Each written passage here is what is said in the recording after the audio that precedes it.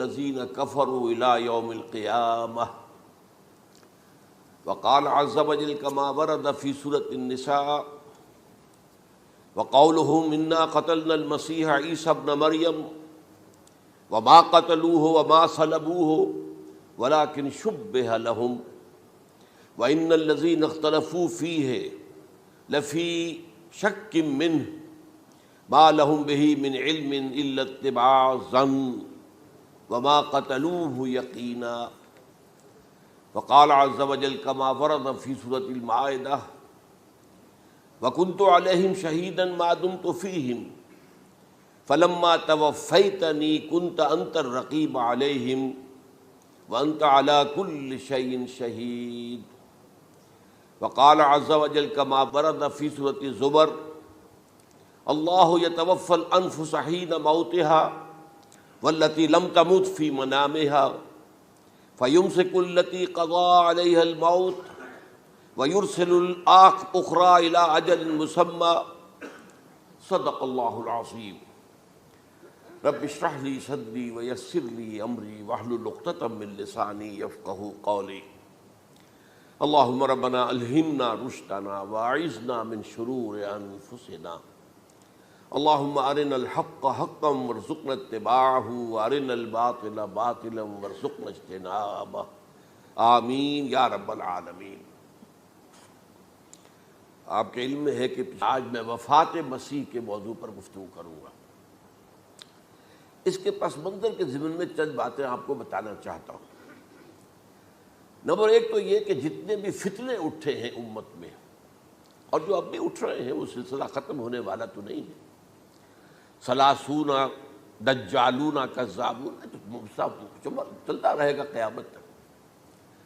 تو ان میں ایک مشترک بات یہ ہوتی ہے کہ وہ کسی ایسے مسئلے کو جس پر کہ موجودۃ الوقت حالات جو ہوتے ہیں ان کے مطابق فضا سازگار ہوتی ہے اور اس کا کوئی جذباتی پہلو بھی ہوتا ہے، لیکن جو امت کے اجماع کے خلاف ہوتا ہے اس پر ڈیرا لگاتے ہیں، اس پر گفتگو کرتے ہیں، اس کو لوگوں کے منوا لیتے ہیں.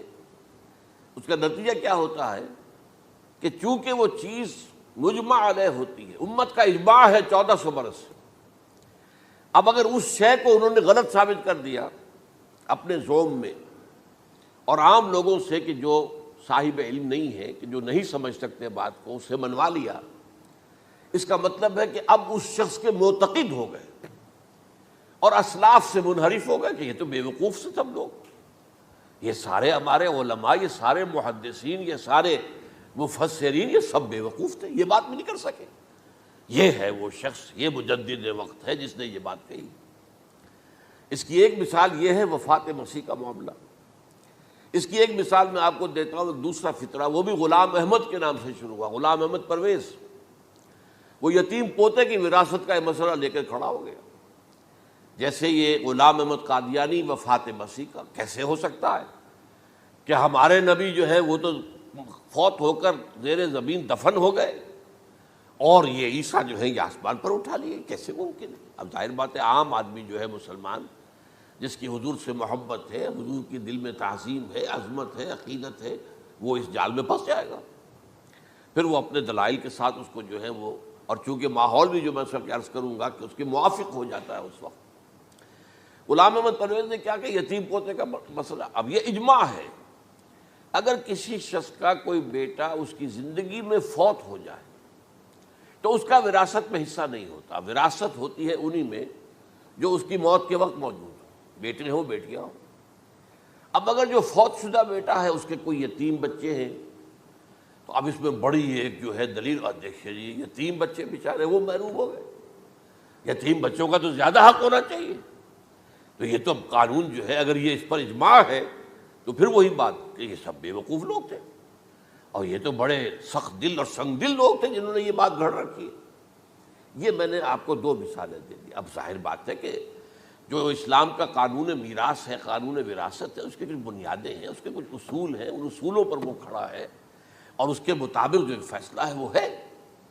تو بہرحال یہ میں نے آپ کو مثال دی ہے کہ کسی ایسے مسئلے کو لے کر اس پر ڈیرا لگا لینا، مورچہ بنا لینا، اس سے اپنی عقیدت پیدا کر لینا، اسلاف سے برگشتہ کر دینا کہ یہ کوئی لوگ سمجھدار نہیں تھے، یہ بے وقوف لوگ تھے، جاہل لوگ تھے۔ اچھا، اب اسی پس منظر میں سمجھیے کہ 19ویں صدی کے اواخر میں کیا صورتحال ہندوستان میں ہو گئی تھی۔ انگریز آ گیا تھا اور 1857 کے بعد اس کی براہ راست حکومت قائم ہو گئی تھی۔ اس سے پہلے 1757 سے 1857 تک جو بھی حکومت تھی، ایک تو پورے ہندوستان پر نہیں تھی، لیکن یہ کہ جو بھی تھی وہ ایسٹ انڈیا کمپنی کی تھی، تاج برطانیہ کی نہیں تھی۔ 1857 کے بعد حکومت قائم ہو گئی۔ اب ظاہر بات ہے کہ جب انگریزوں نے فتح کیا ہمیں تو ہم پر روب طاری ہوا کہ نہیں۔ پھر جو زندہ قومیں ہوتی ہیں ان میں کچھ اچھے اوصاف ہوتے ہیں، ان کے اندر فرض شناسی ہے، ان میں دیانت داری ہے۔ انگریز ڈپٹی کمشنر تھا، 9 بجے کا وقت ہے تو ٹھیک 9 بجے دفتر میں موجود ہوگا۔ ہمارے لوگ جو آ رہے ہیں لیٹ آرام سے، لیکن یہ ہے کہ ان کی یہ چیزیں جو ہوتی تھی، پھر بات اگر کی ہے تو اس کو پورا کیا ہے، تو اس حوالے سے ان کا رعب ہوتا ہے۔ اسی طور پر اس زمانے میں ایک صورت یہ پیدا ہو گئی کہ نیوٹن کی فزکس آ گئی، اب معلوم ہوا کہ یہ تو گویا کہ آسمان کی وحی سے بھی زیادہ معتبر ہے۔ سائنس سے جو بات ثابت ہو جائے بس وہ حق ہے، اور جو ثابت نہ ہو سکے وہ ایسے ہی ہیں، وہ تو گویا کہ اوہام ہیں، ان کی کوئی حیثیت نہیں۔ اب اس زمن میں کیا ہوا، اس وقت جو ہے سر سید احمد خان ایک شخصیت ابھری۔ انہوں نے جب دیکھا کہ اسلام کی بہت سی چیزیں جو ہیں وہ سائنٹیفک جو انداز فکر ہے اس میں فٹ نہیں بیٹھتی۔ یہ فرشتے کس بلا کا نام ہے، سائنس تو نہیں بتاتی ہمیں، لہذا انہوں نے کہا فرشتہ کوئی نہیں ہے، یہ فورسز آف دی نیچر کو فرشتہ کہہ دیا گیا۔ یہ جن کیا بلا ہوتے، کوئی جن ون نہیں ہے، وہ تو سائنس کی اس میں تو نہیں آتے، دکھائی نہیں دیتے، کوئی جن نہیں۔ یہ تو جو مشتعل مزاج کے لوگ ہوتے ہیں انسان، ان کو جن کہہ دیا گیا کہ وہ آگ سے پیدا ہوئے ہیں۔ جیسے ہم کہہ دیتے ہیں فلاں شخص غصے میں آگ بگولا ہو گیا، تو وہ آگ تھوڑی ہو جاتا، یہ تو استعارہ ہے۔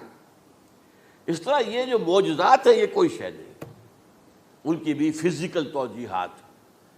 یہ حضرت موسیٰ جب پار ہوئے اپنی قوم کو لے کر سمندر کے، تو یہ کوئی معجزہ نہیں تھا، یہ کوئی حضرت موسیٰ کی ضرب کی وجہ سے پھٹا نہیں تھا سمندر، بلکہ وہ تو مد و جزر کا معاملہ تھا۔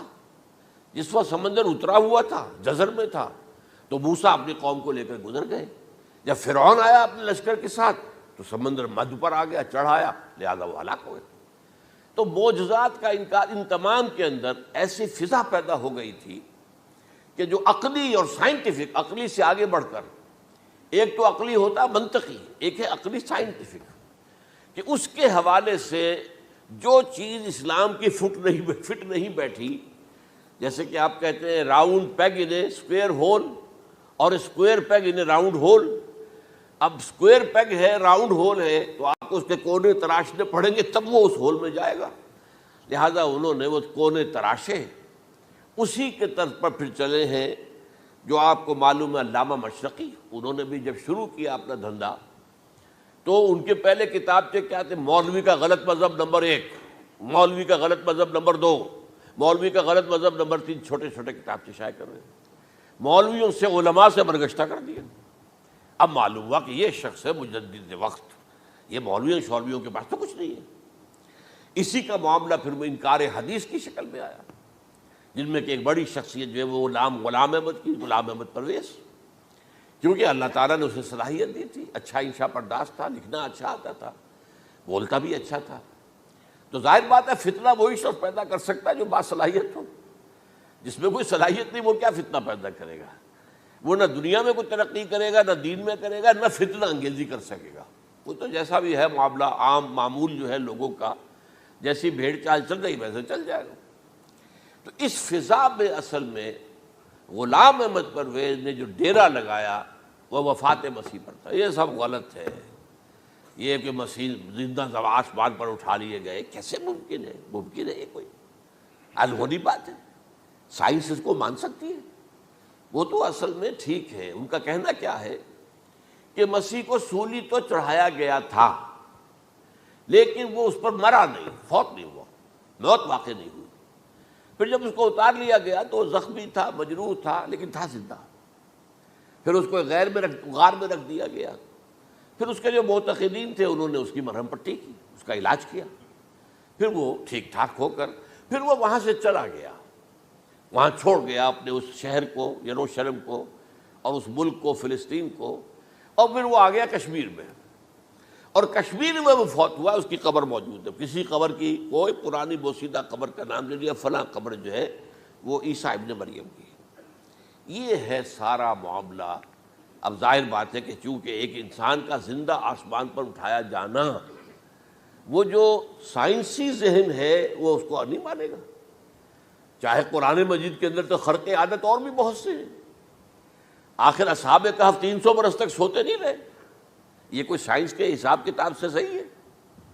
یا یہ ہے کہ حضرت عزیر علیہ السلام 100 برس تک مردہ رہے پھر زندہ کر دیے گئے، ان کا گدھا بھی زندہ کر دیا گیا جیسا کہ سورہ بقرہ میں آیا، لیکن ان کا کھانا جو ہے وہ صحیح رہا، اس کو بسا نہیں، اس میں کوئی بدبو نہیں آئی۔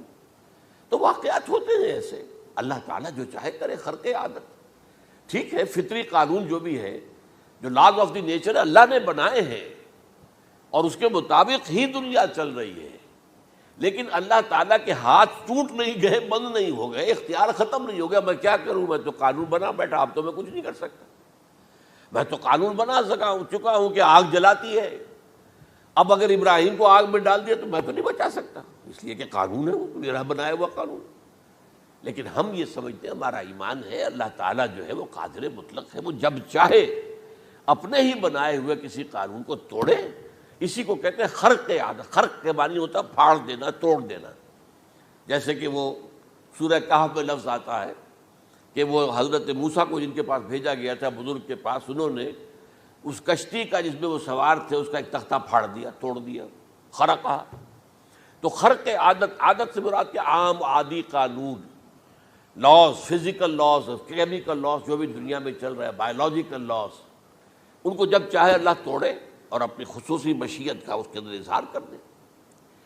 اب اس سلسلے میں جو میں نے آیات آپ کو سنائی ہیں، اور اسی طرح کی کچھ اور آیات بھی ہیں، ان میں قادیانی نے اور قادیانیوں نے اصل ڈیرا لگایا ہے لفظ وفات پر۔ اصل میں یہ لفظ کیا ہے جو لوگ عربی زبان سے واقف نہیں، ان کو بڑی آسانی، وفات وفات وفات، یہ تو آ گیا، توفیتو، توفیتا، متوفی کا، اے موسیٰ میں تمہیں وفات دے دوں گا، اے اللہ جب تو نے مجھے وفات دے دی، تو وفات تو قرآن میں ہے۔ پھر اس کے ہوتے ہوئے یہ مفسرین کو کیا ہو گیا، ان کا دماغ خراب ہو گیا تھا۔ یہ تمام محدثین جو ہیں اتنی عقل بھی نہیں تھی ان میں۔ تو یہ وہ بات جو میں پہلے بیان کر چکا ہوں۔ اب میں آپ کو بتاتا ہوں اصل میں عربی زبان کا قاعدہ۔ عربی زبان کے اندر ایک سے حرفی روٹ ہوتا ہے، اس سے الفاظ بنتے چلے جاتے ہیں۔ مختلف خانوں میں پانی ہے، پانی کو آپ نے گلاس میں ڈال دیا، کوئی اور شیپ ہو گئی، کپ میں ڈالا کوئی اور شیپ ہو گئی، اور تشت میں ڈالا کوئی اور شیپ ہو گئی، شیپ تو بدل جائے گی، ہے تو وہی کا وہی پانی۔ تو اسی طریقے سے مثلاً میں مثال دے رہا ہوں آپ کو، علم یعلم، علم، کسی شے کو جان لیا، علم یعلم اعلاماً، کسی کو کچھ بتا دیا، علمہ خود جان لیا، اور علمہ یعلم اعلاماً، کسی کو کچھ بتا دینا، علم یعلم تعلیماً، کسی کو کوئی بات بڑی اچھی طرح ذہن نشین کرانا، بار بار دہرانا، سمجھا دینا، یہ تعلیم ہو گئی۔ تعلم یتعلم تعلماً، خود علم حاصل کرنا۔ اب علم یعلم سے عالم بنا، اور علم یعلم سے معلم بنا، اور تعلم یتعلم سے خود علم حاصل کرنا، اس سے متعلم بنا، متعلم جو کہ علم حاصل کر رہا ہے۔ اسی طرح استعلام، علم حاصل کرنا، کسی چیز کے بارے میں، جسے ہندی میں کہتے جانکاری حاصل کر لینا، اویئرنیس حاصل کر لینا۔ اب وہی لفظ ہے علم۔ اب کہیں آپ اس کے مادے کو دکھا کر اور اس کے معنی میں الٹ پھیر کریں گے تو جو شخص عربی زبان سے واقف نہیں وہ تو نہیں جانے گا اس کو۔ اسی طرح کی مثال ہے وفا، وفا یفی، وقا یقی، وفا یفی، اوفا یوفی ایفاءً، وفا یوفی توفیتاً، توفا یتوفا تعفن، اور استیفا یہ اسی طریقے سے میں نے مثال آپ کو دے دی. وفا یفی کے مادے سے اس مصدر سے کوئی لفظ قرآن میں نہیں آیا، لیکن اردو میں آپ کو معلوم ہے نا بڑا پیارا مصرع ہے، وہ وعدہ ہی کیا جو وفا ہو گیا. بھائی وعدہ وفا کرو، وعدہ پورا کرو. اس کے معنی ہے پورا کر دینا، کسی کو کوئی چیز پوری دے دینا. اور اس کے بعد اوفا یوفی، اس کے معنی بھی وہی ہے، بھرپور. اس سے بنے گا اوفو بعہدی اوف بعہدکم. یہ جو سورہ بقرہ کے 5ویں رکوع میں آیا ہے، یہودیوں تم میرے عہد کو پورا کرو تو میں تمہارے عہد کو پورا کروں گا. تم میرے عہد کو پورا کرو، میں نے تم سے عہد لیا تھا کہ جو رسول نبی امی آئیں گے، نبی رسول امی، اس کو تمہیں ماننا ہے، اس کا ساتھ دینا ہے. اوفو بعہدی، اب اس عہد کو پورا کرو. اوف بعہدکم، تو میں تمہارے ساتھ برکات خیرات جیسی پہلے رہی ہیں ابھی باقی رکھوں گا. وفا یوفی، پورے اہتمام سے پورا کر دینا، کسی کو دے دینا چیز پورے اہتمام کے ساتھ. جیسے علم یعلم، پورے اہتمام کے ساتھ درجہ بدرجہ ایک بات ذہن نشین کرنا. یوفی، اس کا جیسے وَإِبْرَاهِيمَ الَّذِي وَفَّى، ذرا اس ابراہیم کا تذکرہ کرو جس نے سارے تقاضے جو اللہ کے تھے پورے کر دیے، بھرپور. جو امتحان آیا اس میں وہ ثابت قدم نکلے. توفا یا توفا، یہ آیا کسی شے کو پورا پورا لے لینا. اب ایک ہے پورا پورا دے دینا، ایک ہے پورا پورا لے لینا. ایک ہے کسی کو علم دینا، علم یعلم تعلیما، کسی کو پورا دینا. وفا یوفی توفیتن، کسی سے علم حاصل کرنا. تعلم یتعلم تعلما، کسی سے پورا پورا لے لینا ہے. توفا یا توفی. اور اسی طرح استیفاء، کسی سے پورا لے لینا. یہ لفظ آیا ہے ویل للمطففین الذین اذا اکتالوا علی الناس یستوفون واذا کالوہم ووزنوہم یخسرون. ہلاکت و بربادی ہے ان ڈنڈی مارنے والوں کے لیے جو جب تول کر لیتے ہیں تو پورا لیتے ہیں، اور جب دیتے ہیں تو اس میں کمی کر دیتے ہیں، ڈنڈی مار جاتے ہیں. الا یظن اولئک انہم مبعوثون، کیا انہیں یاد نہیں رہا ہے کہ یہ دوبارہ اٹھائے جائیں گے، اللہ کے سامنے کھڑے ہوں گے، حساب ہوگا پورا پورا پیسے پیسے کا. تو یہ میں نے آپ کو اس گردان سے بتا دیا کہ ایک ہی لفظ جو ہے وہ کتنے معنی دے رہا ہے. مادہ ایک ہے، وفا یوفی پورا کر دینا، اوفا یوفی پورا کر دینا. لیکن توفا یا توفی پورا لے لینا، استیفاء پورا لینا. اذا اکتالوا علی الناس یستوفون واذا کالوہم ووزنوہم یخسرون. اب دیکھیے اس میں قرآن مجید جو ہے اس کے ضمن میں سب سے جو فیصلہ کن آیت ہے وہ سورہ زمر کی ہے. اور یہ جو میں نے پچھلی مرتبہ بھی آپ سے کہا تھا، لا یاتیہ الباطل من بین یدیہ ولا من خلفہ، قرآن پر باطل حملہ آور ہو ہی نہیں سکتا، نہ سامنے سے نہ پیچھے سے. اب دیکھیے یہ ساری آیتیں جن میں حضرت مسیح کا ذکر ہے اور وفات کا لفظ جو ہے مختلف صورتوں میں استعمال ہوا ہے، اس میں سورہ زمر جو کہ مکی صورت ہے اس میں ہے وہ کانٹے دار آیت جس سے مسئلہ حل ہوتا ہے. وہ کیا ہے؟ وہ میں نے آپ کو سنائی ہے. اللہ یتوفی الانفس حین موتہا، اللہ قبض کر لیتا ہے، لے لیتا ہے نفس کو اس کی موت کے وقت. واللتی لم تمت فی منامہا، اور جس کے مرنے کا وقت نہیں آیا، مرا نہیں ہے، اس کی نیند میں لے لیتا ہے. فیمسک التی قطع علیہ الموت، تو جس پر موت کا فیصلہ ہو چکا ہے اس کو تو روکے رکھا ہے، موت کے وقت لیا اور روکے رکھا. اور ویرسل اخرى الی اجل مسمی، اور جو دوسرے ہیں جن کی موت کا وقت نہیں آیا ان کو مؤخر کر دیتا ہے، واپس کر دیتا ہے، لوٹا دیتا ہے. اب سوال یہ، نیند میں کیا چیز اللہ لیتا ہے؟ کیا جان لیتا ہے؟ جائز بات ہے نہیں، شعور میں چلا گیا. ایک ہے انسان کا شعور، وہی تو سب سے اعلیٰ شے ہے، سب سے اونچی چیز تو وہی ہے. یہ شعور ختم ہو گیا تو انسان کہاں رہا؟ اس کے نیچے جو کچھ ہے وہ تحت شعور ہے، سب کانشیس مائنڈ. تو خواب واب جو ہوتے ہیں وہ سب کانشیس مائنڈ کے ہوتے ہیں، وہ کانشیس مائنڈ کے تو نہیں ہوتے. جو کانشسنس ہے، شعور جو ہے، اور خاص طور پر خود شعوری، وہ نیند میں اللہ سلب کر لیتا ہے۔ تو محض شعور کے لیے بھی وفات کا لفظ آ گیا۔ ابھی تو جان یہی ہے، جو سویا ہوا ہے وہ مرا تو نہیں ہے، زندہ ہے۔ البتہ جب جس کو ہم موت کہتے ہیں وقت آیا تو شعور بھی لے لیا، جان بھی لے لی، دو چیزیں لے لی۔ حضرت عیسیٰ پر پورا اطلاق ہوا، مجسم عیسیٰ کو لے لیا، شعور بھی لے لیا، جان بھی لے لی اور بدن بھی لے لیا۔ تو گویا کہ لفظ توفا کا کامل اطلاق تو صرف عیسیٰ پر ہو رہا ہے۔ ہم جب مرتے تو ہمارا جسم تو یہی رہتا ہے، وہ تو گیا قبر میں، پورا قبض نہیں کیا اس نے، پوری شے کو اپنے قبضے میں نہیں لیا، جسم تو یہی ہے۔ لیکن یہ کہ موت کے اندر ظاہر بات ہے کہ جان گئی، اور جان ہی اصل چیز ہے۔ جب جان نکل گئی تو یہ کیا ہے؟ یہ تو یوں سمجھیے کہ اب ایسی چیزیں جلدی سے قبر میں دبا دو ورنہ یہ سڑے گی، گل جائے گی، اور قبر میں بھی کیا ہوگا؟ کیڑے ویڑے کھائیں گے، ختم کریں گے، الا ماشاءاللہ جس کو اللہ چاہے۔ انبیاء کرام اور شہداء کی جسموں کو اللہ تعالیٰ نے محفوظ رکھا ہوا ہے، واللہ عالم۔ تو اس اعتبار سے تو اب توفا، اللہ یتوفی الانفس حین موتها، اب لفظ کا لفظ دیکھیے، یہ قرآن مجید میں نہ معلوم کتنے معنی میں آیا۔ ایک تو پورا وجود کسی کا یہ نفس ہے، میرا نفس، نفسی نفسی نفسی، کیا ہوگا جب قیامت کے دن ہم بول رہے ہوں گے؟ اور جو اللہ کے لیے بھی لفظ آ گیا نفس، نفس کے معنی ہم جب بولتے ہیں عام طور پہ تو وہ تو برے سمجھ میں بولتے ہیں، بھائی یہ نفسانی تقاضے ہیں، ان کو ذرا دبا کے رکھو۔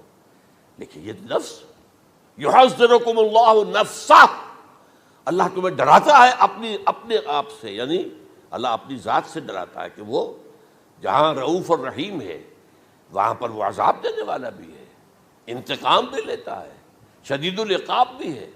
تو یہ بھی ہو گیا نفس۔ پھر نفس جو ہے ہم اس کو بھی کہہ دیتے ہیں، جو کہ نفس کی ایک کیفیت ہے خاص، نفس لوامہ، نفس امارہ، نفس مطمئنہ، یا ایتھا النفس المطمئنہ ارجعی الی ربک راضیۃ مرضیہ۔ تو یہاں پر کیا ہے؟ نفس سے مراد پہلا جو ٹکڑا ہے، اللہ یتوفی الانفس حین موتها، شعور جو ہے اسے، اس پر لفظ نفس کا اطلاق ہوا۔ اور جب موت ہوتی ہے تو شعور کے ساتھ جان بھی اس کے اندر شامل، وہ نفس کا اطلاق ہو گیا اس پر بھی۔ اور اصل میں لفظ توفا جو ہے اس کا حقیقی مفہوم اگر پورا ہوا ہے اس معنی میں کہ پورا کا پورا لے لینا، تو وہ تو صرف حضرت مسیح علیہ السلام کے بارے میں ہے۔ شعور جمع جان جمع جسم، وہ سب کے سب اللہ تعالیٰ نے لے لی۔ تو یہ اصل میں اس آیت کے اوپر جو ان لوگوں نے زور لگایا ہے، اس میں اس اعتبار سے کہ یہ لفظ وفات جو ہے اس کے اوپر جو ہے عام طور پر وفات کے معنی ہے موت ہے، حالانکہ قرآن مجید میں موت کا لفظ بھی تو آیا ہے نا، ان موتہا واللتی لم تمت، یہ سارے الفاظ موت کا لفظ بھی تو آتا ہے نا۔ لیکن یہ کہ وفات کا لفظ بھی ہے، کوئی شک نہیں ہے، حضور کی وفات ہو گئی، فلاں کی وفات ہو گئی، یہ بھی ہے، لیکن یہ اس کا ایک استعمال ہے۔ وفا یفی، اوفا یوفی، وفا یوفی، توفا و یتوفی، استیفا یستعفی، یہ سارے الفاظ اسی سے وفا کے لفظ سے بن رہے ہیں۔ اب یہ کہ اس کے ضمن میں عقلی بات آپ کے سامنے رکھنا چاہتا ہوں۔ یہ تو میں نے آپ کے سامنے اس لفظ کے حوالے سے، کیونکہ سارا ڈیرا اس لفظ پر ہے ان کا۔ دیکھیے پہلی بات عقلی طور پر یہ ہے جو قرآن سے ثابت ہے، رسول کبھی قتل نہیں ہو سکتا، اور رسول کبھی مغلوب نہیں ہو سکتا۔ اس میں فرق ہے نبی اور رسول کا، نبی قتل ہو سکتا ہے، رسول قتل نہیں ہو سکتا۔ اب یہ علیحدہ بحث ہے، نبی کون ہوتا ہے، رسول کون ہوتا ہے۔ اس میں جو اجماع ہے تمام امت کا وہ کیا ہے کہ رسول خاص ہے، نبی عام ہے۔ نبی بہت آئے ہیں، 1.25 لاکھ آئے ہیں بعض روایات کی روح سے، رسول بہت تھوڑے، 313 آئے ہیں۔ قرآن مجید میں یوں سمجھیے کہ 20 کے قریب تو انبیاء کا ذکر ہے، اور 5-7 ہیں جو رسول ہیں۔ حضرت نوح رسول ہیں، آدم تو رسول نہیں تھے، نبی تو تھے۔ حضرت شیس رسول تو نہیں تھے، نبی تو تھے۔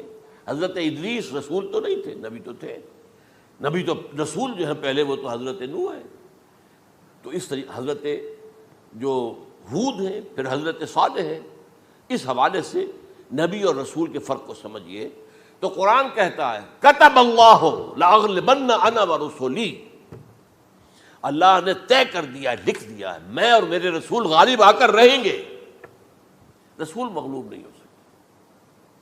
نمبر 2، وَلَقَدْ سَبَقَتْ كَلِمَتُنَا لِعِبَادِنَا الْمُرْسَلِينَ أَنَّهُمْ هُمُ الْمَنْصُورُونَ وَأَنَّ جُنْدَنَا لَهُمُ الْغَالِبُونَ، یہ بات ہمارے طرف سے طے کی جا چکی ہے، پہلے سے طے ہو چکی ہے، پہلے سے معین قانون ہے، اپنے ان رسولوں کے بارے میں جنہیں ہم نے بھیجا، رسولوں کے، نبیوں کے بارے میں نہیں، کہ وہی منصور ہوں گے، ان کی مدد کی جائے گی لا محالہ، اور ہمارا جو لشکر ہوگا، یعنی رسول کے ساتھ جو لوگ ہوں گے وہ اللہ کا لشکر ہے، وہ حزب اللہ ہے۔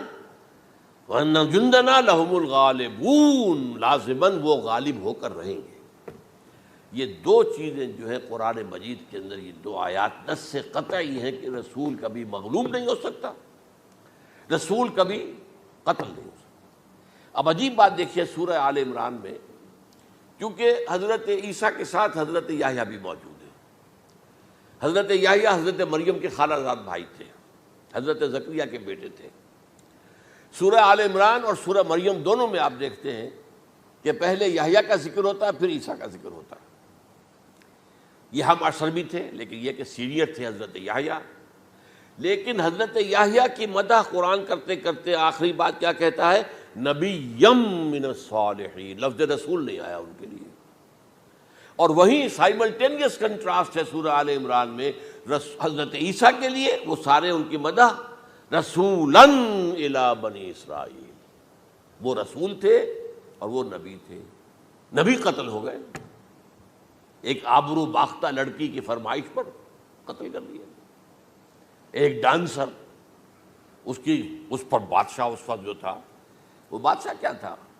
وہ ایسے بادشاہ ہوتے تھے اس زمانے میں جیسے ہمارے ہاں بھاولپور کے جو ہے نواب، بادشاہ تو انگریز تھا، حکومت تو اس کی تھی، لیکن ایک اٹانومی سی دے رکھی تھی۔ راجے جو ہے، راجہ صاحب ہیں، مہاراجہ ہیں، یہ راجے مہاراجے اور نواب جو ہوتے تھے یہ ایک اٹانومی تھی، باقی یہ کہ اصل میں تو بادشاہ جو ہے تو انگریز کی تھی۔ تو اسی طرح کی ایک اٹانومی جو ہے حکومت وہاں اس وقت تھی اصل میں رومیوں کی، اس کا گورنر وہاں موجود تھا پائلیٹس پونٹس، لیکن یہ کہ انہوں نے یہودیوں کو ایک مذہبی اٹانومی دے رکھی تھی۔ چنانچہ ہیڈرن ان کا ادارہ تھا، دارالقضاء، جہاں چوٹی کے ان کے فقہا اور لیڈر جو تھے، ربائی، وہ بیٹھتے تھے اور فیصلے کرتے تھے۔ کسی مذہبی معاملے میں جو فیصلہ وہ کر دیتے تھے، یہ ان میں معاہدہ تھا، وہ فیصلہ جو ہے وہ پھر ایگزیکیوٹ کیا جائے گا، وہ فیصلہ آخری ہوگا ان کا۔ وہ خود تو سزا نہیں دے سکتے، سزا تو گورنر دے گا، لیکن یہ کہ اگر ہیڈرن جو ہے ان کا جو وہ ہے ادارہ ٹاپ کا، وہ اگر سزا دے دے، سلا دے، تو گورنر کو وہ سزا دینی پڑے گی، یہ ان کا طے تھا معاملہ۔ تو اس نے حضرت مسیح علیہ السلام کو مرتد قرار دیا، جو ہیڈرن ان کا سب سے اونچا ادارہ تھا۔ اس اعتبار سے ان کو جو ہے، لیکن جیسا کہ میں بتا رہا تھا کہ حضرت عیسیٰ رسول تھے، وہ قتل نہیں ہو سکتے تھے، مغلوب نہیں ہو سکتے تھے، لیکن حضرت یحییٰ نبی تھے، ان کو وہی جو اس وقت کا جو یہودیوں میں سے جو بادشاہ تھا نام کا، جو ہیروڈ اینٹیپاس، یوں سمجھیے کہ اس نے کچھ بہت حرام کاری کی ہوئی تھی، شاید اپنے بھائی کی کسی بیوہ کو، وہ مجھے ایگزیکٹلی یاد نہیں ہے، بغیر اس کے کہ وہ عدت مدت پوری ہو، پھر نکاح ہو، اسے اپنے گھر میں ڈالا ہوا تھا، اور اس کی جو لڑکی تھی اس کے اوپر بھی عشق آ گیا تھا، آپ کو دل آ گیا تھا، شادی بھی کرنا چاہتا تھا اس سے، اور اس کا ڈانس تھا، اس پر کہا مانگو کیا مانگتی ہو۔ تو اس نے کہا، اس لیے کہ حضرت یحییٰ جو ہے تنقید کرتے تھے بہت کہ یہ تم کیا حرام کام کر رہے ہو، تم نے جس طریقے سے جس عورت کو گھر میں ڈالا ہوا ہے، تم گناہ کر رہے ہو، تم شریعت کے خلاف کام کر رہے ہو۔ اس کو کہا تھا یو ڈاٹر آف سن، اس لڑکی کو کہا تھا تم جو کہ گناہ کی بیٹی ہو، اور وہ ناراض تھے، اور وہ ملکہ بھی جو تھی اس وقت تھی، اور یہ اس کی بیٹی بھی بہت ناراض تھی۔ تو انہوں نے کہا، مجھے وعدہ لے لیا کہ دیکھو جو کہہ رہے ہیں، جو مانگوں گی مانگنا پڑے گا، ہاں مانگوں گا، مجھے یحییٰ کا سر چاہیے۔ ایک دفعہ تو وہ کانپ گیا، اسے اندیشہ تھا کہ اگر یحییٰ کو میں نے قتل کر دیا تو یہودیوں کے اندر ہو سکتا بغاوت ہو جائے، لیکن پھر اس نے پھر تانا دیا، تم کیسے بادشاہ ہو، اپنا وعدہ پورا نہیں کرتے۔ پھر انہوں نے کہا ٹھیک ہے، حکم دیا، اور وہ جیل میں تھے پہلے سے ہی، وہاں گیا اور جو ہے ان کا سر قلم کیا، لا کے پیش کر دیا۔ تو نبی جو ہے جن کی بڑی مدح ہوئی ہے سورہ مریم کے اندر، جب آپ پڑھیں گے تو ان کی شان جو ہے، لیکن نبی تھے، صرف رسول نہیں تھے۔ اور حضرت عیسیٰ رسول تھے، رسول قتل نہیں ہو سکتا، نبی قتل ہو سکتا۔ تو یہ قاعدہ جو ہے وہ بھی قرآن نے اس سائملٹینیس کنٹراسٹ کے حوالے سے سورہ آل عمران میں حضرت یحییٰ اور حضرت عیسیٰ کا تقابل کر کے بتا دیا۔ تو ایک تو بات یہ ہے کہ اس اعتبار سے میں جو آپ کو آیت سنا چکا ہوں، یہ جو جرائم جو ہے سورہ نساء کے اندر یہودیوں کے اللہ تعالیٰ نے بیان کیے ہیں، ان میں سے یہ بھی ہے وَقَوْلُهُمْ إِنَّا قَتَلْنَا الْمَسِيحَ عِيسَى ابْنَ مریم، اور ان کا یہ کہنا کتنا بڑا جرم ہے جو یہ کہہ رہے ہیں ہم نے عیسیٰ ابن مریم کو قتل کر دیا۔ لیکن یہاں ایک عجیب کیفیت ہے، رسول اللہ کے رسول کو، عام طور پر اس کی کنسٹرکشن کو لوگ سمجھے نہیں ہیں، وہ سمجھتے شاید انہوں نے خود ہی کہا رسول اللہ، انہوں تو رسول اللہ کہتے تو قتل کیسے کرتے؟ یہ اللہ نے کہا، اچھا ان کا کہنا یہ ہے کہ اللہ کے رسول کو قتل کر دیا۔ وَقَوْلُهُمْ إِنَّا قَتَلْنَا الْمَسِيحَ عِيسَى ابْنَ مریم، رسول اللہ، ان کا یہ کہنا کہ ہم نے عیسیٰ ابن مریم کو، مسیح کو قتل کر دیا، وہ اللہ کے رسول کو۔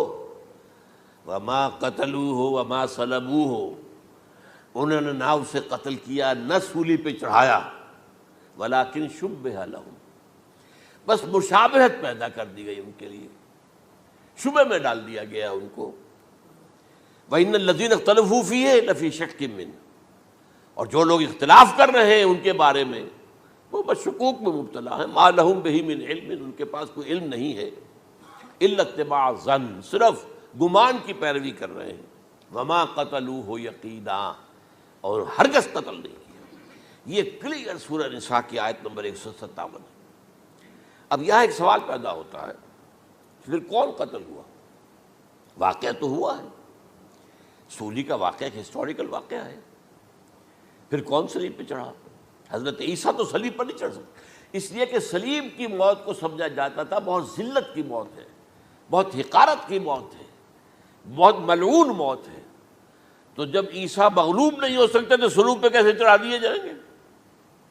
قتل ہونا تو بعد میں ہوگا نا، پہلے تو آپ صلیب پر لٹکائیں گے اس کو نا، تب وہ جب مرے گا تو کہیں گے قتل بھی ہو گیا، ہم نے قتل کر دیا۔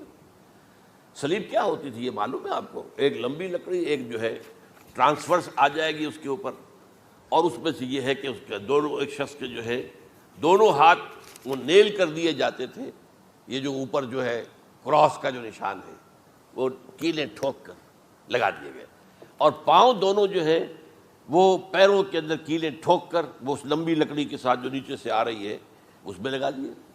اب وہ بلیڈنگ ہو رہی ہے، اس کا جو حال ہے پتلا ہو رہا ہے، اس کا رفتہ رفتہ سسک کر مرتا ہے نا، اسی لیے اسے کہتے ہیں بڑی ملعون موت ہے۔ ایک ہے آپ نے پھانسی دی کسی کو، ایک جھولا جھولتا ہے وہ گیا، ختم ہو گیا۔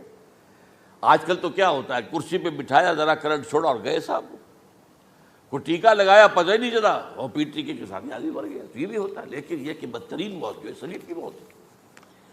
تو یہ واقعہ تو ہوا ہے صلیب کا، لیکن یہ کہ کون مرا؟ اب دیکھیے عیسائیوں کا کہنا کیا ہے، عیسیٰ صلیب پر چڑھے، وہاں فوت ہو گئے، مر گئے، پھر انہیں نکالا گیا، ایک قبر میں رکھ دیا گیا، لیکن قبر وہ جو تھی اس طرح نہیں تھی زمین میں کھودی ہوئی، بلکہ ایک پہاڑ کے اندر ایک چھوٹا سا کھو تھا، غار سی، وہاں رکھ دیا گیا، لیکن وہاں سے وہ زندہ ہو گئے۔ اگلے دن جب لوگ آئے تو دیکھا وہ قبر تو خالی ہے، عیسیٰ کہاں گئے؟ وہ زندہ ہو کر آسمان پر اٹھا دیے گئے، اور آسمان پر جانے سے پہلے وہ اپنے حواریین سے ملے بھی تھے، کہا میں زندہ ہوں۔ یہ ہے ان کا عقیدہ، اور اس کے بعد یہ بھی عقیدہ ہے کہ دوبارہ آئیں گے، قیامت کے قریب آئیں گے، یہ بھی عقیدہ ہے۔ ہمارا عقیدہ کیا ہے؟ نہ سولی پر چڑھے نہ قتل ہوئے، بلکہ اللہ نے انہیں اٹھا لیا، بل رفعہ اللہ الیہ، اللہ تعالیٰ نے انہیں اٹھا لیا۔ جیسے کہ آتا قرآن میں، یا عیسیٰ انی متوفیک ورافعک الیہ، اے عیسیٰ میں تمہیں قبض کر لوں گا، قبضے میں اپنے لے لوں گا اور اپنی طرف اٹھا لوں گا، رافعک الیہ، یہ قرآن مجید کا قول ہے۔ البتہ یہ ہمارا بھی عقیدہ ہے کہ وہ دوبارہ آئیں گے، وَإِنَّهُ لَعِلْمٌ لِلسَّاعَةِ وہ قیامت کی ایک عظیم ترین نشانی ہوں گے کہ جب وہ آئیں گے اور اس کے بعد جو ہے یا جو اینٹی کرائسٹ ہوگا کہ جو کہ جھوٹا عیسیٰ ہوگا، جھوٹا دعویٰ کرے گا، جسے کہ مسیح الدجال کہا گیا، اس کے ساتھ مقابلہ ہوگا، اسے قتل کریں گے اور تمام یہودی اس کے بعد قتل ہو جائیں گے، جو بھی اس وقت تک کفر پر قائم رہیں گے۔ اگر ان میں سے کوئی اس وقت حضرت عیسیٰ پر ایمان لے آئے تو وہ شاید بن جائے۔ بہرحال یہ ہے یہود، ان کا جو ہے قادیانیوں کا وہ عقیدہ کیا ہے، سولی پر تو چڑھا، گویا کہ ذلت والی بات تو ہو گئی، مغلوب تو ہو گیا، قرآن کی نفی اس پہلے کیوں، وما صلبوہ وما قتلوہ، تو گویا کہ سولی پر چڑھ گیا تو وہ بدترین جو ہے تکلیف، مصیبت، مشقت وہ ساری تو آ گئی، مغلوبیت تو آ گئی، لیکن یہ کہ اس کے بعد کہتے ہیں مرا نہیں، وہ ابھی وہ سسک ہی رہا تھا کہ اتار دیا گیا۔ اس کے بعد اس کے جو شاگرد تھے، حواری تھے، انہوں نے مرہم پٹیاں کی، پھر وہ ٹھیک ہو کر چلا گیا کہیں اور، ہجرت کر گیا اپنی قوم سے جو ان کے خیال میں کشمیر ہے، اور یہاں آ کر وہ طبی موت مر گیا۔ بات اللہ اللہ ختم ہوا معاملہ۔ ہم کیا کہیں، ہم تو صرف یہ کہتے رہے ہیں، 1300 برس تک ہم نے یہ کہا ہے کہ ہمارا ایمان ہے قرآن پر کہ ان پر نہ صلیب دیے گئے نہ قتل ہوئے، انہیں اٹھا لیا گیا۔ کب اٹھایا یہ ہمیں معلوم نہیں تھا، کس مرحلے پر اٹھایا یہ ہمیں معلوم نہیں تھا، پھر سولی پر کون چڑھا یہ ہمیں معلوم نہیں تھا، لہذا کسی تفسیر میں آپ کو نہیں ملے گا، کہیں نہیں، نہ قرآن میں ہے، نہ حدیث میں ہے، نہ کسی تفسیر میں۔ یہ تو پچھلی صدی کے دوران جو پوپ کی لائبریری ویٹیکان میں، اس سے ایک نسخہ برآمد ہوا، انجیل برنباس۔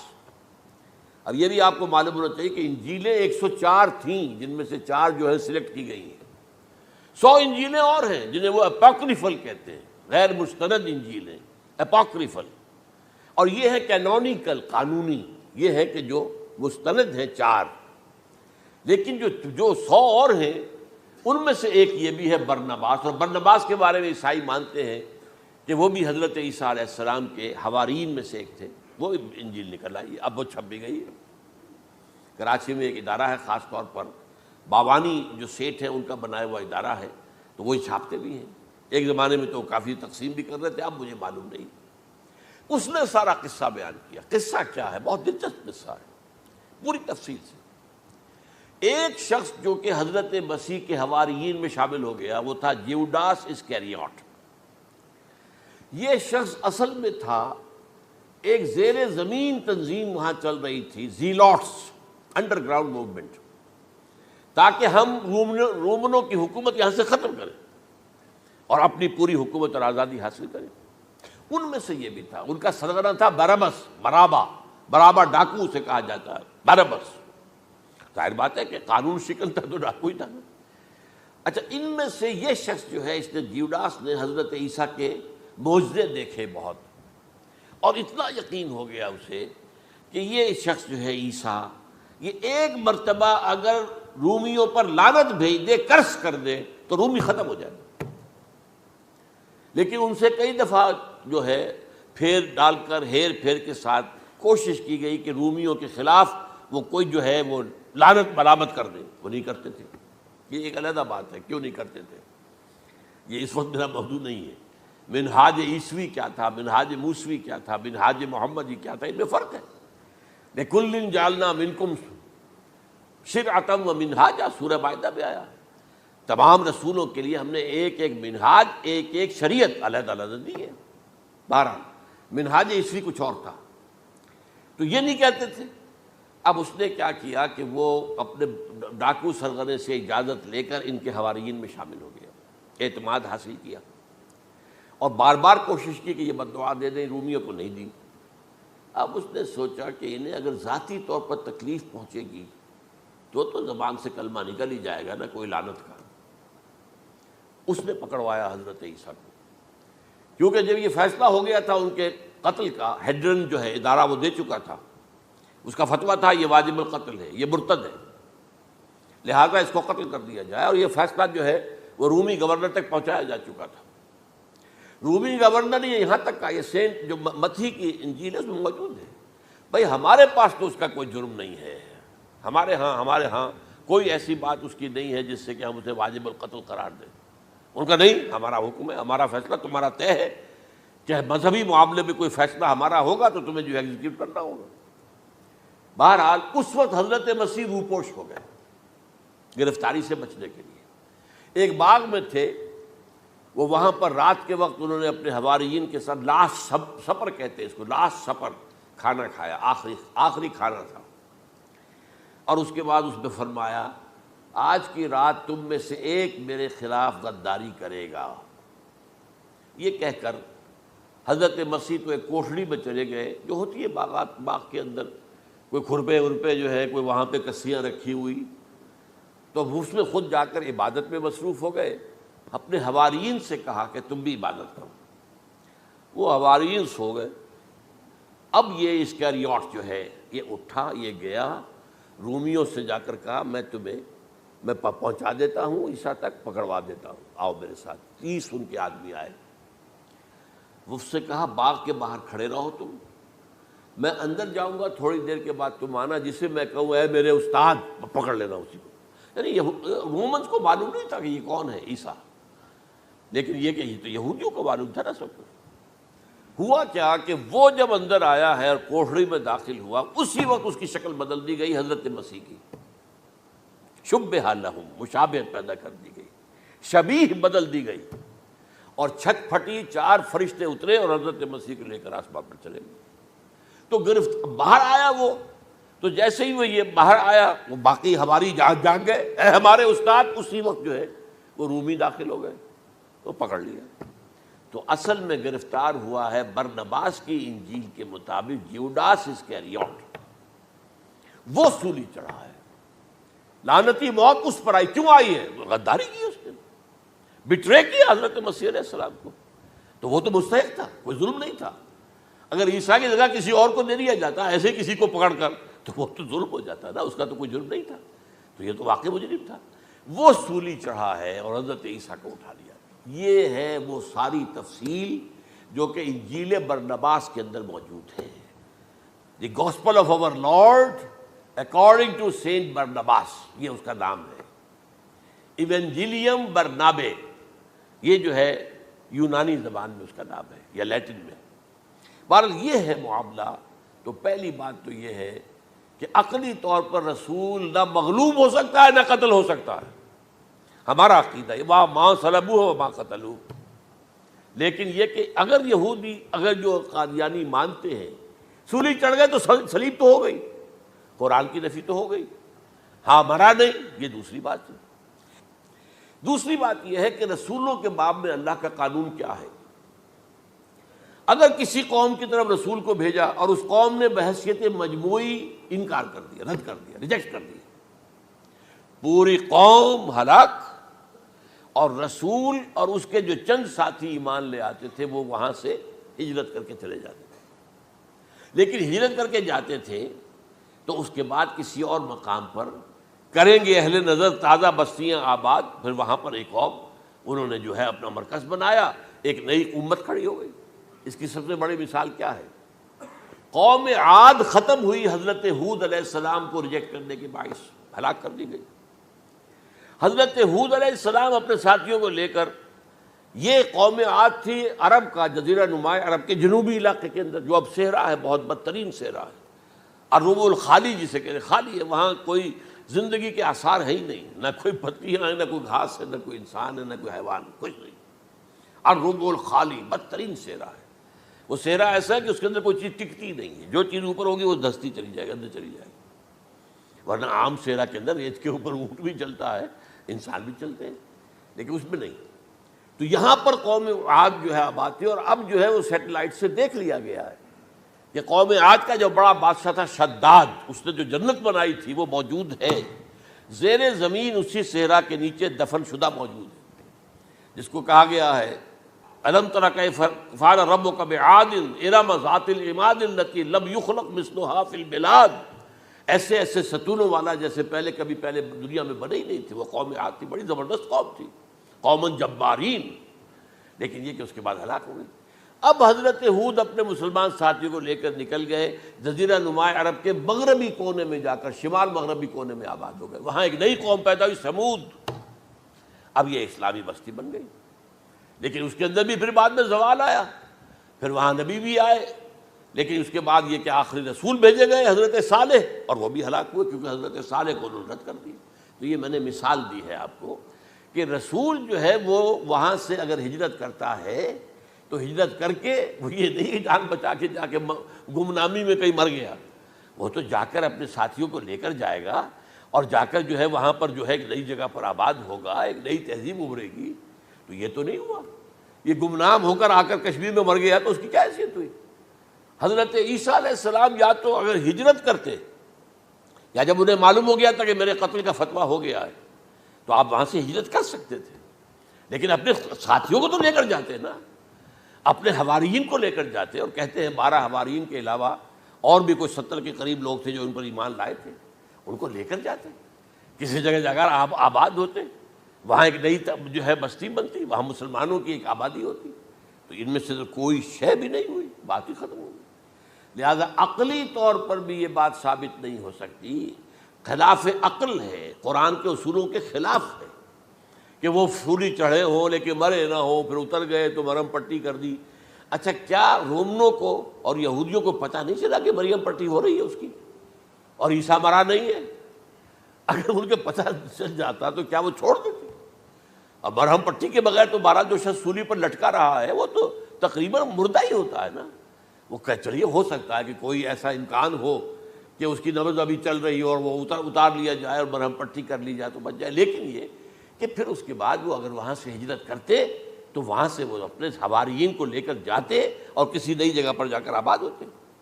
ان دونوں اعتبارات سے یہ بات ناقابل قبول ہے، ناقابل یقین ہے۔ لیکن اسی مسئلے کو لے کر انہوں نے جو جیسا کہ میں نے بتایا تھا، وفات ہو گئی، کیسے ہو سکتا ہے ہمارے نبی جو سید المرسلین ہے وہ تو زیر زمین دفن ہو گئے اور یہ جو آسمان پر اٹھا لیے گئے، یہ کیسے ہو سکتا؟ بس اس کے اوپر عام لوگ جو ہیں وہ متاثر ہوئے، اور خاص طور پر وہ سائنٹیفک مائنڈ جو بن گیا تھا، تو چونکہ سائنس کے اس خاکے کے اندر وہ بات فٹ نہیں بیٹھتی، لہذا ان لوگوں نے اس کو قبول کیا۔ اب یہ کہ یہ جو واحد استثناء ہوا ہے یہ کسی اور کے ساتھ نہیں ہوا۔ ویسے حضرت مسیح کی پوری شخصیت مستثنیٰ ہے، بن باپ کے تو کوئی اور رسول پیدا ہوا ہی نہیں، نہ نبی پیدا ہوا۔ پھر وہ معجزے جو حضرت مسیح کو ملے کسی نبی کو نہیں ملے۔ حضرت صالح کو ایک ہی معجزہ ملا تھا نا ایسا کہ لوگوں نے کہا کہ تم یہ اس چٹان میں سے ابھی ایک گابن اونٹنی برآمد کر کے دکھا دو، وہ دکھا دی گئی، پھر ہلاک کر دیے گئے۔ لیکن جو اور معجزے حضرت مسیح کو دکھائے ہیں وہ بچپن میں بولے ہیں، گود میں تھے یا پنگھوڑے میں تھے، بولے ہیں انی عبد اللہ آتانی الکتاب وجعلنی نبیا۔ یہ بات نہ ہوتی تو حضرت مریم کے کیا حشر کرتی قوم کہ تمہاری بغیر شادی کے یہ کہاں سے لے آئی ہو تم، یہ تو ولد الزنا ہے۔ پھر تو یہ سارا معاملہ جو ہے حضرت عیسیٰ بولے ہیں وہاں پہ، خود وہ بچہ بولا ہے۔ اب اس کے بعد بولنے کی لوگوں کے اندر کیا گنجائش تھی؟ زندہ کو مردہ کر دینا، ثم بإذن اللہ، مردہ زندہ ہو گیا۔ اور تخلیق حیات، ایک پرندہ بنانا گارے کا، پھونک مارنا اور اڑتا ہوا پرندہ بن جائے، ایک کوڑی کے جسم پر ہاتھ پھیرنا اور کوڑ ختم، ایک مادرزاد اندھے کی آنکھوں پر ہاتھ پھیرنا اور بینائی آ گئی۔ یہ سارے معجزات مستثنیٰ شخصیت ہے۔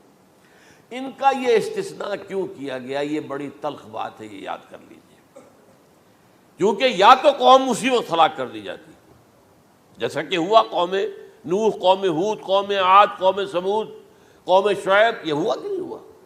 اور صدوم اور عمورہ کی بستیاں جہاں حضرت لوط بھیجے گئے، اور آل فرعون جو ہلاک کیے گئے، یا تو پوری قوم ہلاک کی جاتی؟ نہیں، یہ یوں سمجھیے کہ اس پورے معاملے کو درمیان میں سے ایک وقفہ دے دیا گیا، حضرت عیسیٰ کو اٹھا لیا گیا، اور حضرت عیسیٰ دوبارہ آئیں گے۔ یہ کیوں کیا گیا؟ اب اس میں بڑی تلخ بات آپ سے کہہ رہا ہوں، یہ آپ کے لیے قبول کرنا آسان نہیں، حلق سے نیچے اٹھنے کی مشکل سے۔ اس قوم کو زندہ رکھا گیا ہے جو ملعون اور مغضوب علیہم قوم ہے۔ سب سورہ فاتحہ میں مفسرین لکھتے ہیں ضالین یہ نصارہ ہیں اور مغضوب علیہم یہ یہودی ہیں، اور قرآن کہتا ہے لعن الذین کفروا من اہل الکتاب علی لسان داؤد عیسی ابن مریم، لعنت کی گئی ایک ملعون اور مغضوب قوم کے ہاتھوں۔ آخری امت محمد اور اس کا بھی بہترین حصہ اس پر عذاب ان کے ہاتھوں آئے گا، اربوں پر عذاب یہودیوں کے ہاتھوں، اس لیے ان کو بچایا گیا۔ یہ میں نے کئی دفعہ واقعہ سنایا، مولانا اسلائی صاحب بتایا کرتے تھے، چونکہ وہ راجپوت تھے، یو پی کے راجپوت مشرقی حصے کے، کہ ہمارے ہاں کوئی نوجوان اگر کوئی بڑی گری ہوئی حرکت کرتا تھا تو اس کے سر پر چمار کے ذریعے، چمار کے ہاتھوں جوتا لگوایا جاتا تھا۔ اگر راجپوت کے سر پر راجپوت کا جوتا گرا تو چلو تکلیف تو ہوئی، لیکن یہ کہ راجپوت کا جوتا گرا ہے نا، پڑا ہے، لیکن راجپوت کے سر پر چمار کا جوتا، جس کو آپ انگریزی میں کہتے ہیں to add insult to injury, وہ تکلیف بھی ہے جوتا کھانے کی اور انسلٹ ہے کہ ایک چمار مار رہا ہے۔ یہ امت سب سے خیر امت ہے، کنتم خیر امت اخرجت للناس۔ اس کے لیے عذاب بھی بدترین آئے گا، اور کن پر آئے گا؟ اس امت کا جو اصل نیوکلیس ہے عرب، جس کے بارے میں حضور کی حدیث موجود ہے، ویل للعرب، عرب کے لیے بہت بڑی ہلاکت ہے۔ اور آج ہماری نظر میں آ رہا ہے وہ ملعون اور مغضوب علیہم قوم، ان کے سینے کے اندر خنجر کی طرح بھونکی گئی ہے، اور 30 کروڑ کے قریب عرب بے حمیتی، بے غیرتی، بزدلی، کمزوری، ذلت، مسکنت کی مثال بنے ہوئے۔ کوئی بول سکتا ہے اس اسرائیل کے خلاف؟ کوئی بول سکتا ہے؟ 30-35 لاکھ آدمی ہے اسرائیل کے اندر یہودی، اس سے زیادہ تو امریکہ میں 50 لاکھ کے قریب، کل 1.25 کروڑ آدمی ہے یہ یہودی پوری دنیا کے اندر۔ لیکن دیکھیے جو چاہتا کرتا ہے، جب چاہا اس نے عراق کے ایٹمک انسٹالیشن کو تباہ کر دیا، اور سعودی عرب کی فضا میں اس کو فیول کیا ہے انہوں نے، دوبارہ ری فیولنگ جو ہوئی ہے ان کے جہازوں کی، وہ سعودی عرب کی فضا میں ہوئی۔ یہ صورت جو ہے عربوں کے اوپر، اور اب جو آنا ہے آرمگدان، کیونکہ پوری عیسائی دنیا یہودیوں کے قبضے میں ہے، اور یہ رومی ایک حدیث کی روح سے 80 علم لے کر حملہ آور ہوں گے تم پر، اور یہ ہوگا مڈل ایسٹ میں۔ آپ کو معلوم ہے پوری دنیا میں کہا جا رہا ہے 3rd ورلڈ وار جو ہونے والی ہے وہ مڈل ایسٹ میں ہوگی، اور میں ٹوائنبی کا قول آپ کو سنا چکا ہوں، 1950 کا قول ہے اس کا۔ یہ اس وقت تک تو سوال ہی پیدا نہیں ہوتا تھا، سارا تصادم جو ہو رہا تھا وہ ایک طرف روسی اور اس کے ساتھی تھے، روس اور اس کے ساتھی، دوسری طرف یہ مغربی یورپ اور امریکہ تھا۔ کوئی مسلمانوں اور عیسائیوں کی کسی جنگ کا تو کوئی امکان نظر ہی نہیں آتا تھا۔ لیکن ٹائنبی نے کہا ہے، جو سب سے بڑا فلاسفر آف ہسٹری ہے 1920ویں صدی کا، کہ اب جو جنگ ہوگی بڑی، جو اس نیکسٹ سینچری کی، 21st سینچری کی، وہ در حقیقت کمیونزم کے درمیان اور کیپٹلزم کے درمیان نہیں ہوگی، بلکہ عیسائیوں اور مسلمانوں کے درمیان ہوگی۔ یہ میں اس کا حوالہ بھی پورا آپ کو دے چکا ہوں، اس نے یہ کہاں یہ بات کہی۔ تو یہ ہے، یہ بات جان لیجئے، اور مڈل ایسٹ میں ہوگی، گریٹر اسرائیل بنے گا۔ حدیث میں خبریں، یہ سارے مسلمان ممالک تمہارے ہاتھ سے نکل جائیں گے مسلمانوں، یہ عراق اور اردن اور یہ اور وہ، یہاں تک کہ ترکی، سعودی عرب کا بھی شمالی حصہ نکل جائے گا۔ البتہ مدینے کا جو ان کا پروگرام ہے اس کو اللہ نہیں پورا ہونے دے گا، مدینے میں داخلے کی ان کو اجازت نہیں ملے گی۔ بہرحال یہ سارا کچھ ہونے والا ہے۔ وہ وقت بھی آنے والا ہے کہ حضور کی ایک حدیث کے مطابق ایک شخص کے 1000 بیٹے ہوں گے تو 999 ختم ہو جائیں گے، ایک بچے گا۔ یہ وقت بھی آنے والا ہے کہ حضور فرماتے ہیں اتنی بڑی جنگ ہوگی، اتنی خوریزی ہوگی کہ پوری زمین اٹھ جائے گی لاشوں سے۔ تو پرندہ جو ہے، کوئی ایک تو پرندے ہوتے ہیں کہ جو مردار خور ہے، گدھ ہے، وہ تو بڑی خوشی سے اتریں گے، تناول فرمائیں گے لاشوں کو۔ اسی طریقے سے کوے ہیں، چیلے ہیں، لیکن جو نفاست پسند پرندے ہیں وہ لاش کے اوپر اترنا نہیں چاہتے۔ تو ایک پرندہ اڑتا چلا جائے گا، اسے کہیں زمین پر اترنے کی جگہ نہیں ملے گی، لاشیں ہی لاشیں ہوں گی، یہاں تک کہ وہ تھک ہار کر اس کے جو ہے پر جواب دے جائیں گے، گرے گا تو لاش پر گرے گا۔ یہ وقت آنے والا، اور یہ یہودیوں کے ہاتھوں، یا یہودیوں کے جو سپورٹرز ہیں اس وقت، جو ان کے ہاتھ میں آلہ کار ہے، ان کے ہاتھوں آنا ہے۔ میرے نزدیک اس کام کے لیے اس ملعون قوم کو، کہ جو حضرت عیسیٰ کے زمانے سے ملعون ہو چکی ہے، اس کو باقی رکھا گیا ہے، اسے یہ موقع دیا گیا ہے، اس نے اسرائیل بنا لیا ہے۔ تقریباً 2000 سال کے بعد وہ دوبارہ آ کر آباد ہوئے اس سرزمین میں جہاں سے نکال دیے گئے تھے 70 عیسوی کے اندر۔ یہ سارا کچھ کیوں ہو رہا ہے؟ تو در حقیقت میرے نزدیک واللہ عالم حکمت خداوندی اس میں یہ ہے، انہیں روک کر رکھا گیا ہے اور حضرت عیسیٰ کو اٹھا لیا۔ پھر وہی عیسیٰ آئیں گے اور انہی کے ہاتھوں یہ ہلاک ہوگی۔ سوائے اس کے چونکہ جو ایک میں نے آپ کو کئی دفعہ حوالہ دیا ہے، فلاڈلفیا ٹرمپٹ ایک رسالہ نکلتا ہے پروٹیسٹنٹ عیسائیوں کا، انہوں نے یہ لکھا ہے، اس نے لکھا ہے ایک پرچے کے اندر کہ جب حضرت مسیح آئے گی اینٹی کرائسٹ ہوگا، وہ لکھا اس نے کہ وہ یہودی ہوگا، حالانکہ وہ پرو یہودی ہے۔ وہ جتنے بھی یہ جو کرسچن زائنسٹ ہیں، یہ تو یہودیوں سے بڑھ کر زائنسٹ ہیں، ان کے بڑے سپورٹرز ہیں۔ تو لیکن اس نے لکھا ہے اینٹی کرائسٹ ول بی اے جیو۔ ابھی کچھ عرصے پہلے آپ کو یاد ہوگا نوسٹریڈیمس کا بڑا چرچا ہو گیا تھا، اس کی جو ہے وہ پیشن گوئیاں اور یہ کہ ایک مسلمان ہوگا اینٹی کرائسٹ، اور صدام کے بارے میں اشارے کیے جا رہے تھے کہ وہ اینٹی کرائسٹ ہوگا وغیرہ وغیرہ۔ لیکن انہوں نے لکھا ہے کہ وہ اینٹی کرائسٹ یہودی ہوگا، اور اس نے لکھا 80% یہودی قتل ہو جائے گا۔ یہ میں نے ایک تعویل کی ہے اپنے ذہن میں کہ 20% شاید وہ ہوں جو حضرت عیسیٰ کی جو سیکنڈ کمنگ ہے، آمد ثانی کے موقع پر ان پر ایمان لے آئیں اور وہ بچ جائیں۔ لیکن جو بھی حضرت عیسیٰ کا انکاری ہوگا وہ ختم کر دیا جائے گا، جیسے قوم نوح ختم ہوئی، قوم ہود ختم ہوئی، قوم عاد ختم ہوئی، قوم صالح ختم ہوئی، اسی طریقے سے۔ تو یہ قانون خداوندی پورا ہونا ہے۔ بس ایسے ہی ہے جیسے کسی کو پھانسی کا حکم تو ہو گیا ہو لیکن ابھی ایگزیکیوشن نہ ہوئی ہو، ہوتا ہے 2 سال 3 سال گزر جاتے ہیں کہ پھانسی کا حکم ہے لیکن یہ کہ اب وہ پھانسی نہیں ہو رہی ہے، وہ اپیلوں در اپیلیں معاملہ چل رہا ہے۔ یہ ہے میرے نزدیک واللہ عالم، اللہ تعالیٰ نے یہ کوڑا ان مسلمانوں کے لیے رکھا ہوا ہے کہ جن کے رتبے ہیں سوا، ان کی سوا مشکل۔ جتنا اونچا مقام اللہ نے دیا عربوں کو، ان میں حضور کو اٹھایا، ان کی زبان میں اپنا آخری کلام نازل کیا، تو ان کی ذمہ داری بھی بہت ہے۔ جن کے رتبے ہیں سوا، ان کی سوا مشکل ہے۔ اقول قولی ھذا واستغفر اللہ لی ولکم ولسائر المسلمین والمسلمات۔